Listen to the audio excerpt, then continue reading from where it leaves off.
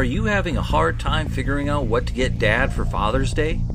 You should check out Row 1 Brand's Vintage Pictorum Gallery. They have America's best sports art.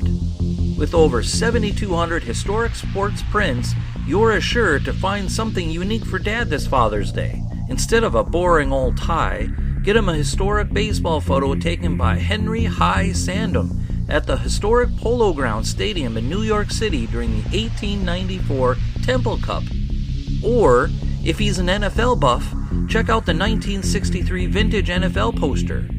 These are so good looking that you'll be amazed how they turn out. Shop now at sportshistorynetwork.com/row1 and save 15% off your order. This podcast is part of the Sports History Network, your headquarters for the yesteryear of your favorite sport. You can learn more at sportshistorynetwork.com.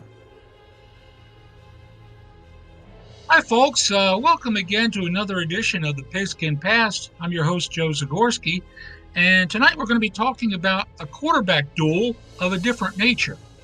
Now, in 1972, the NFL got a chance to see a quarterback duel of a different nature, one of the likes the league, at least after 1950, had not previously seen.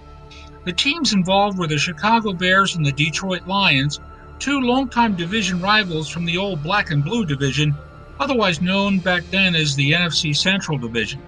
The quarterbacks in this duel were none other than Bobby Douglass of the Bears and Greg Landry of the Lions. Both Douglass and Landry were runners, not scramblers, and there's a difference. For the previous decade, the 1960s to be exact, Fran Tarkenton gained notoriety across the pro football world as the game's most prominent scrambling quarterback. He would scramble, as it were, all around his pass pocket, trying to avoid the pass rush, with his primary idea being to throw the ball.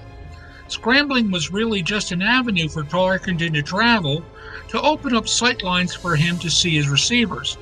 The extra time that he bought by scrambling behind the line of scrimmage also gave his receivers more time to find open spots in the opposing zone defenses downfield. Now, Tarkenton did run with the ball downfield on occasions, but he gained his fame and a Hall of Fame bust as a scrambler. Fast forward, if you will, to the early 1970s. Greg Landry of the Lions set a new league record for rushing yardage for quarterbacks in 1 year in 1971 with 530 yards. That record lasted for barely a half a year. That is because Chicago's Bobby Douglass decided that if Landry can run with the ball, so can I. Now, Douglass was thought of by many as a misplaced fullback or tight end. He was big at 6'3", 225, which was as big as practically all linebackers in the early 1970s.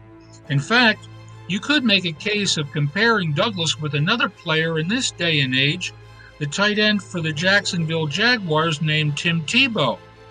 Chicago head coach Abe Gibron will never be described as a great strategist, but one thing that he was smart enough about involved his decision to let his quarterback run with the ball. Both Landry and Douglass were running quarterbacks, not scrambling quarterbacks. That is because both of these guys were determined first and foremost to gain yardage, not just to avoid a charging lineman or linebackers. They both had the size to run the ball. Landry was similar to Douglass in size, standing 6'4" and weighing 210.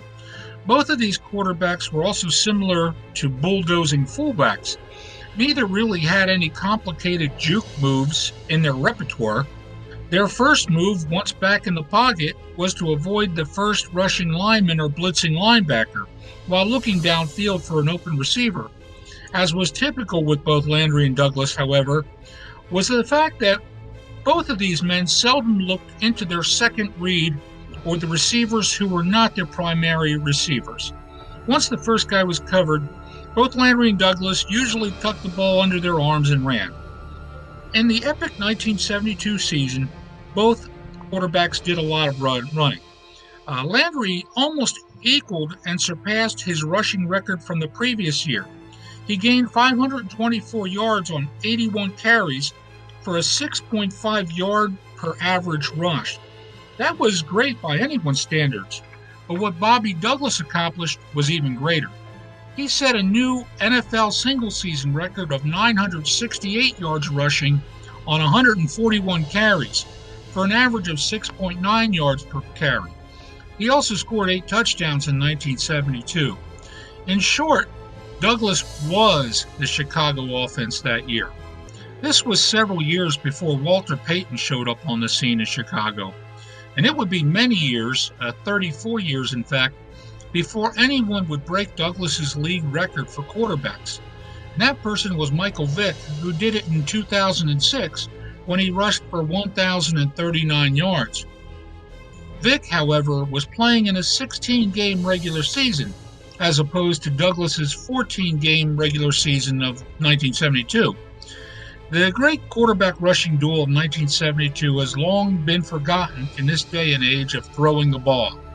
Few are the coaches who prefer their quarterbacks to risk injuries by running with the ball these days. Scrambling, yes, not running. But the excitement that Greg Landry and Bobby Douglas offered to fans in 1972 helped both the Lions and the Bears respectively. Those two guys running with the ball gave the sport an exciting element that added to the lure of the game and to the basic nature of the game for a ball carrier to run with the ball. Once again, I'm Joe Zagorski, and thanks again for listening to this edition of the Pigskin Past. Look forward to chatting with you again next time. This podcast is part of the Sports History Network, your headquarters for the yesteryear of your favorite sport. You can learn more at sportshistorynetwork.com.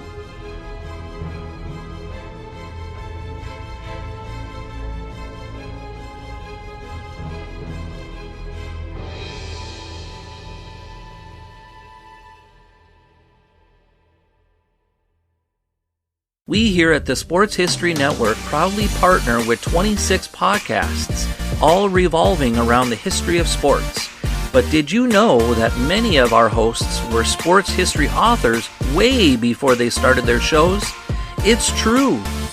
We've got Joe Ziemba, host of When Football Was Football, Joe Zagorski, host of Pro Football in the 1970s, Mark Morthier, host of Yesterday's Sports, Tommy Phillips, host of Lombardi Memories, and Scott Adamson, co-host of From the 55-Yard Line. All these authors have many books for you to choose from. To check them out, go to our website at sportshistorynetwork.com/sportshistorybooks. Pick up your copy today. Soundtrack provided by Kevin MacLeod of filmmusic.io.